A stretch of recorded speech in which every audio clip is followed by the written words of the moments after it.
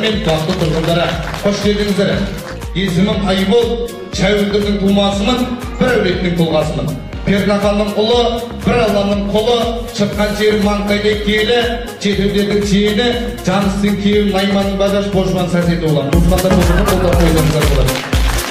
Әйтпесіздағазы кәй жақсы дейді, жемеседі май жақсы, адасқанға ай жақсы, сұлу болса қыз жақсы дейді. Бәрін айтты бірін айт, сарайында ашатын, шаршағанды басатын, қазақтың қара қойы шай жақсы деген. Осындай дастарханның басында ет етке, сорпа бетке, қалған тамақ пакетке, ертеңге әбетке деп, екі жасты теріміз махаббат, саудагерден шоколад, екі жастың құрметіне Құдайдың берген қос қанатты қолдарыңызбенен бір қол шапалақ қойсаңыздар болады.